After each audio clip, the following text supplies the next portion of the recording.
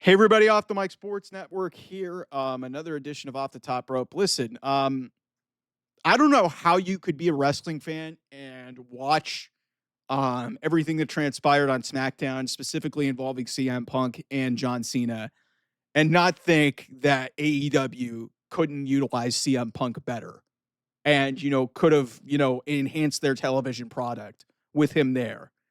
Because guys, this was a dead act with John Cena.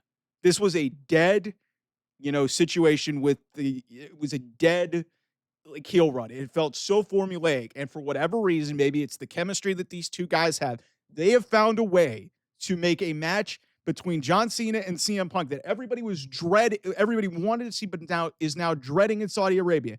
I can't wait to see this match.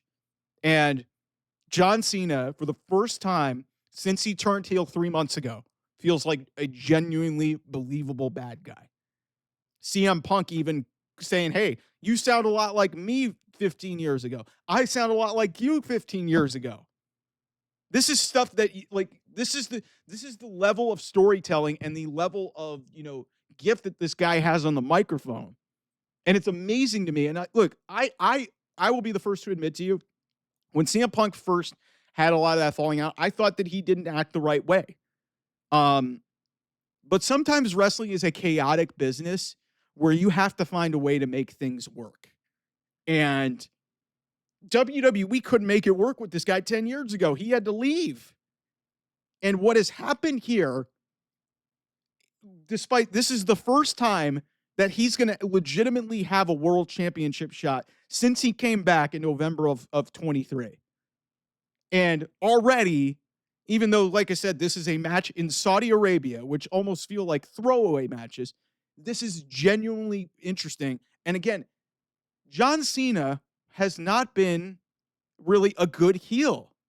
And for the first time all summer and all run, really, because it's barely been summer. It's kind of sort of, we're in the summer season here, I guess you could say. But finally this thing clicked. And John Cena and CM Punk bring the best out of each other. And thank God that, CM Punk is on the ride with John Cena for his final run. But if you're one of these people in AEW who honestly thinks that you didn't need CM Punk and you're watching your product and you're watching what's going on in WWE, you are delusional. You are absolutely delusional if you don't think that CM Punk could have enhanced your product. I understand that he's difficult to work with, but the level of story and the level of ability to change narratives and, be able to make something that isn't really desirable work, make it work for everybody. That is a testament to the performer that CM Punk is. In his late 40s, he's getting some of the best reactions of anybody in the wrestling industry right now. You don't think that wouldn't help AEW right now? And people will come at me in the comments and basically say, Mike, what does this have to do with AEW? Guys, as long as CM Punk is in the wrestling business until he retires, he will always be attached at the hip with AEW. He was their biggest star. Him and Cody Rhodes. Those were the two biggest stars that this company had and ever produced. And one of them was a day one guy, and one of them was an external hire and one of the biggest shockers in the history of the wrestling business. You cannot tell me from watching what was going on in that ring with CM Punk and John Cena specifically tonight that you don't think that could have added something if they could have potentially gone down the route of doing, the Elite versus, you could have really done something with the Elite and CM Punk at FTR. You couldn't have done something there? For God's sake, I know the Seth Rollins CM Punk stuff wasn't perfect, but it still felt like a legitimate story. You don't think you could have made that work on television, even though there was backstage stuff going on between those guys? Him and John Cena get along, obviously, in real life, but, you could feel like the hatred and, feel like old feelings. This felt like nostalgia, but it also felt real. That's what made a lot of this work on Friday night, is that CM Punk and John Cena have had a rivalry, one of the best rivalries that WWE has ever seen. It's the first time that they've really connected with each other in almost 15 years.